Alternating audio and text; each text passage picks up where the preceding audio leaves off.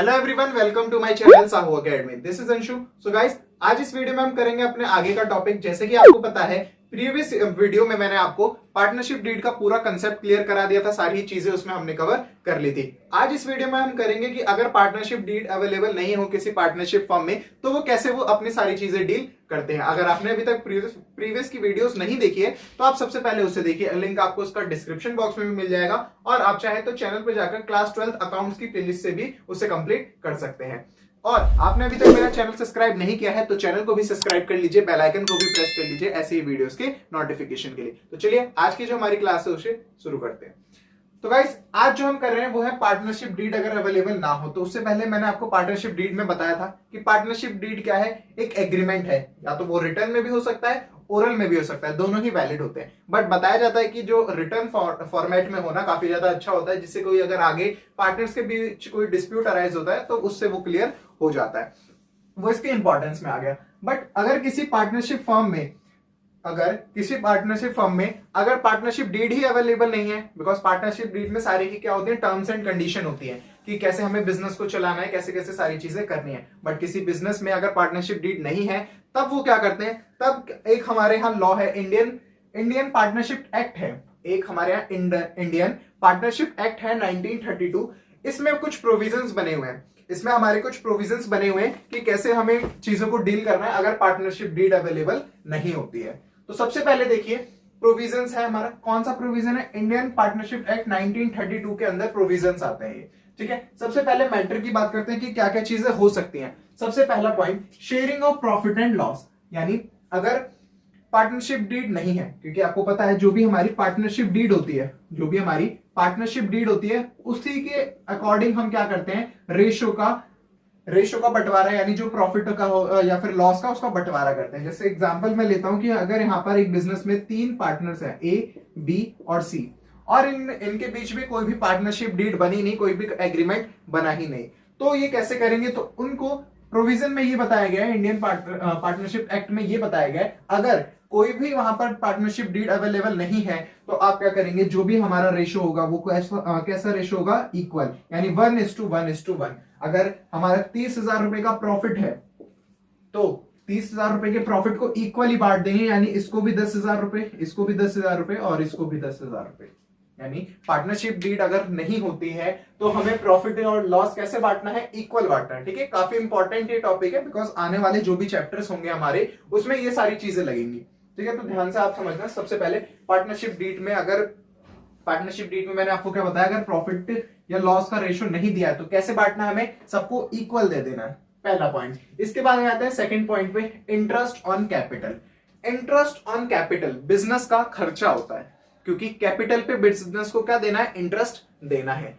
ठीक है, capital business पे क्या करना है, इंटरेस्ट देना है, जो भी हमारा कैपिटल है उस पर इंटरेस्ट देना होता है। बट अगर पार्टनरशिप डीड नहीं है तो प्रोविजन में बताया गया कि हमें कोई भी इंटरेस्ट अलाउ नहीं करना, कोई भी इंटरेस्ट हमें नहीं देना है। यानी इंटरेस्ट ऑन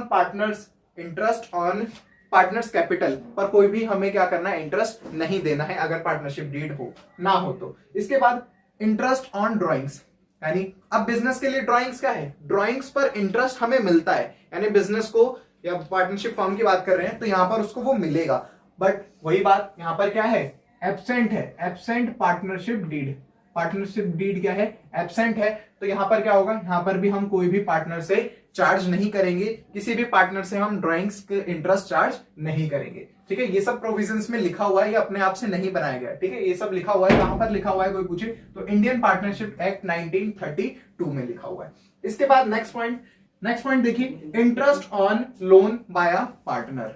यानी किसी पार्टनर ने अगर बिजनेस को लोन दिया हुआ है, सपोज ए ने बिजनेस को लोन दिया हुआ है,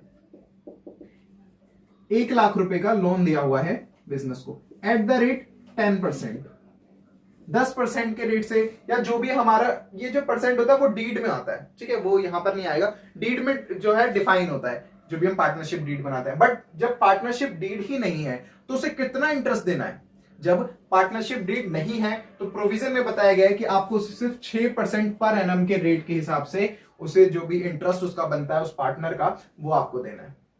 ठीक है, अगर पार्टनरशिप डीड अवेलेबल नहीं है और इंटरेस्ट दे रखा है, यानी इंटरेस्ट देना है पार्टनर्स के लोन पे हमें, तो क्या करना है, सिर्फ 6% का ही आप क्या करेंगे, इंटरेस्ट का कैलकुलेशन करेंगे। अगर आपको लॉस हो रहा है तब भी आप क्या करेंगे, 6% का ही, जो भी हमारा 6% पर एनम के हिसाब से ही क्या देंगे, इसी के हिसाब से आप इंटरेस्ट कैलकुलेट करेंगे। ठीक है, अब यहां पर इंटरेस्ट की बात आई, तो ये जो इंटरेस्ट ऑन पार्टनर्स लोन है, ये क्या है, ये हमारा चार्ज अगेंस्ट प्रॉफिट है। चार्ज अगेंस्ट प्रॉफिट, ये क्या है, चार्ज अगेंस्ट प्रॉफिट है।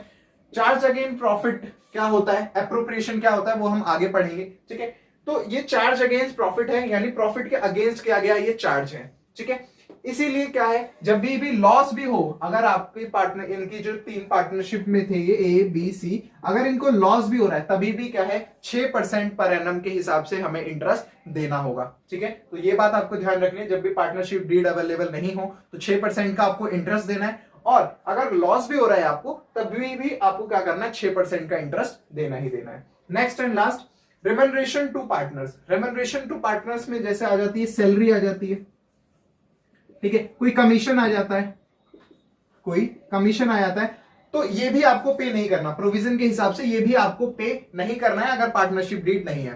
क्योंकि जब पार्टनरशिप डीड होती है तो उसमें लिखा होता है, मैंने आपको कराया था कि रेम्यूनरेशन टू पार्टनर्स, की हर पार्टनर को कितना रेम्यूनरेशन मिलना चाहिए, या जो भी पार्टनर है उसको कितनी सैलरी मिलनी चाहिए। बट पार्टनरशिप डीड ही नहीं है तो वहां पर हमें कोई भी रेम्यूनरेशन हमें नहीं देना है। ठीक है, तो ये हमारे क्या थे, ये हमारे 5-6 पॉइंट थे, ये आपको हमेशा ध्यान रखने हैं।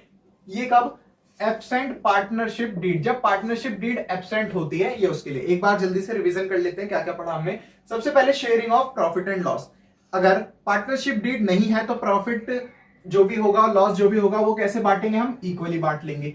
इंटरेस्ट ऑन कैपिटल और इंटरेस्ट ऑन ड्रॉइंग्स, ना तो इंटरेस्ट ऑन कैपिटल पे हमें, ना तो इंटरेस्ट ऑन कैपिटल पे हमें इंटरेस्ट जो देना है।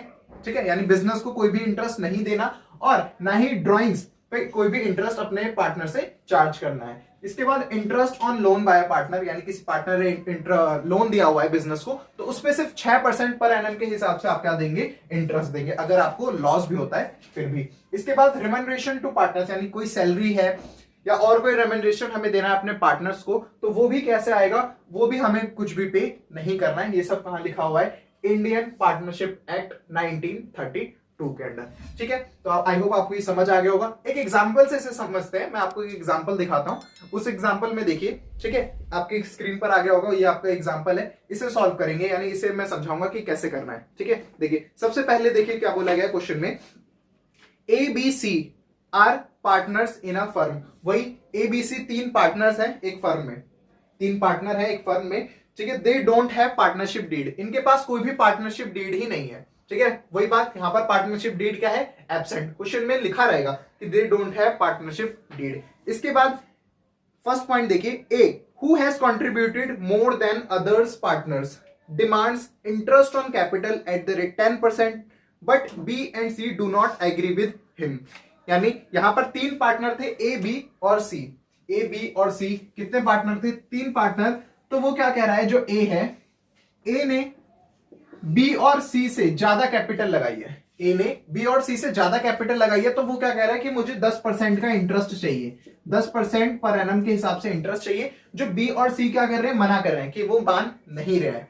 फिर यहां पर क्या है, पार्टनरशिप डीड एब्सेंट है, तो हमें क्या करना होगा, देखो सबसे नीचे क्वेश्चन में बोला गया है, how will you disputes will be settled, यानी कैसे हम ये इन डिस्प्यूट्स को कैसे सेटल करेंगे, तो प्रोविजंस के हिसाब से सेटल करेंगे। इंटरेस्ट ऑन कैपिटल हमें देना है, इंटरेस्ट ऑन कैपिटल, ध्यान से देखना कि जो भी हम, जब भी पार्टनरशिप डीड अवेलेबल होती है, क्या हम इंटरेस्ट देते हैं, नहीं देते, तो यहां पर लिख दिया जाएगा no interest on capital will be allowed, कोई भी अलाउ नहीं किया जाएगा, because of the provisions of Indian Partnership Act 1932। तो ये आपको वहां पर लिखना है, ये समझ आ गया। सेकंड पॉइंट देखिए, B has devoted full time to run the business and demands a salary of 5000 per month, but A and C do not agree.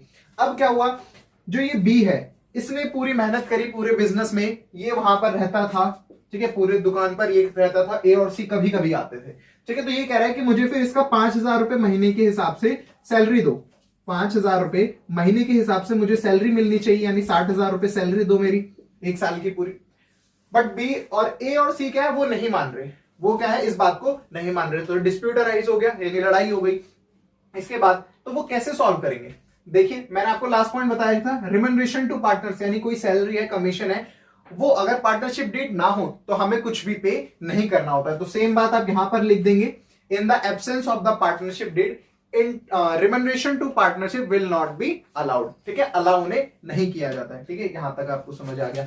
इसके बाद थर्ड पॉइंट देखिए, C demands interest on loan of 50,000 advanced by him at the market rate of interest 12% per annum, यानी ये जो सी है, अब यहां पर सी की बात आ रही है, धीरे धीरे करके सबकी बात आएगी, ठीक है, पहले ए की बात थी, बी की बात, अब सी की बात आ चुकी है कि सी के साथ भी क्या हुआ है, कुछ धोखा हुआ है। क्या धोखा हुआ है, देखो सी ने लोन दिया था एबीसी वाली फर्म को, जो एबीसी वाली फर्म है, सी ने लोन दिया था कितने का, 50,000 रुपए का, और उसने मार्केट प्राइस के हिसाब से दिया था eight the rate 12% per annum के हिसाब से दिया था, 12% पर एनम के हिसाब से दिया था। तो वो 12% पर एनम के हिसाब से क्या मांग रहा है, इंटरेस्ट मांग रहा है। बट ए और सी क्या कर रहे हैं, सॉरी ए और बी क्या कर रहे हैं, उसे मना कर रहे हैं, ठीक है, लड़ाई हो गई उनके बीच में।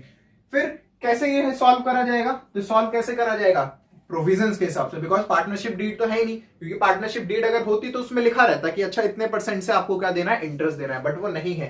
तो ध्यान से देखो, जब भी इंटरेस्ट ऑन कहां गया ये रहा, इंटरेस्ट ऑन लोन की बात आती है तो कितना परसेंट हमें देना है, ओनली 6% पर एनम।